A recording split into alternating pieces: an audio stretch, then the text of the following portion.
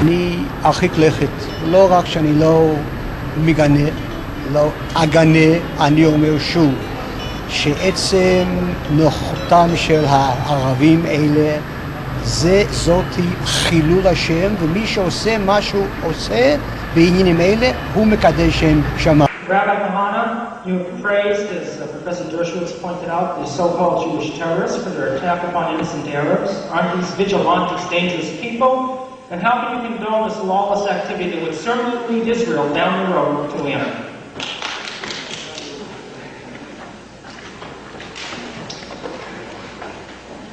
I've always said that it's a tragedy that those Jews took the law into their own hands. It was the job of the government of Israel to do what they did. You know what it means to live in Kiryat Arba?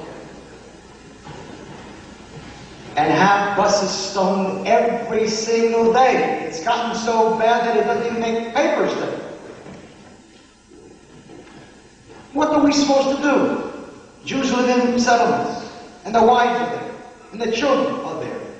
What are we supposed to do when we see an impotent government? An impotent government.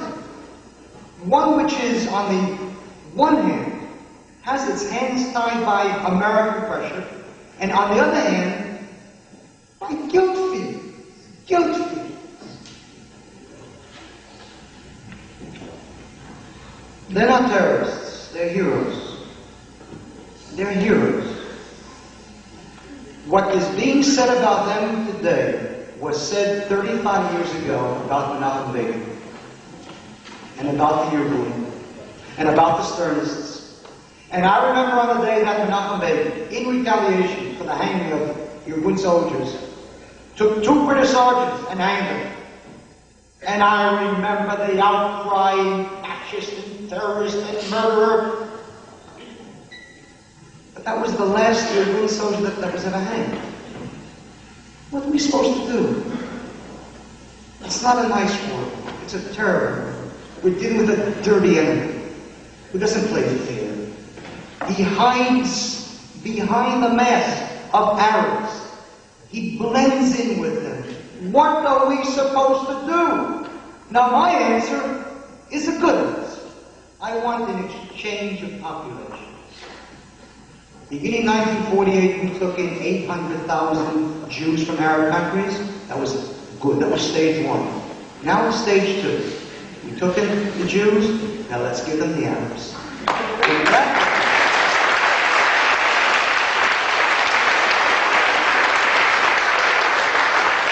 That way, no Arab will be killed in Israel. And this way, Arabs will be killed. In 5 years, Israel will be a Northern Ireland. Galilee. You'll see Arabs and Jews killed every single week there. That's the truth. I don't want to see Arabs killed, and I certainly don't want to see Jews killed. I wish the Arabs well. I wish them the best elsewhere. And that is the answer. Otherwise, we will have blood. And I want to tell you that part of this incredible, this insane, immoral ethics, this immoral moralism, during the war in Lebanon, from the early days on, do you know how many Jewish soldiers died needlessly? Because they were given orders not to attack PLO concentrations if they were in villages. So they had to go in without firepower and without air power. And my son was there.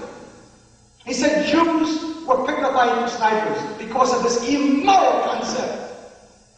If you're in a war, you're in a war.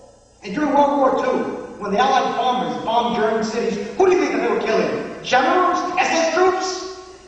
It was a war against the German people. And their purpose was to break the German people's spirit. And they did. We're in a war today with a bitter enemy. Those Arab civilians. General Adam was killed by a 12-year-old boy. It's a dirty war. It's a miserable war. I wish it didn't exist. I wish that my son would not have to go to Lebanon. I wish that I don't have to go to Lebanon. I wish that no Jew would have to go to Lebanon. But we have to go. It's a war. It's a dirty war. And those so-called terrorists were attempting to put the fear of God into the Arabs. Because the only thing that the Arab will ever understand is fear. And that's why most of my voters are Sephardic Jews. They're the last sane people left in the country. They're untouched as yet by college professors. They live with Arabs.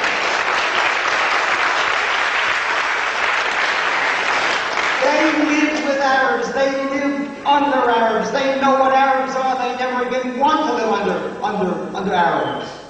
Terrorism? These are the Maccabees of our time. They didn't have to do this. They did it not for themselves. They did it for the Jewish people.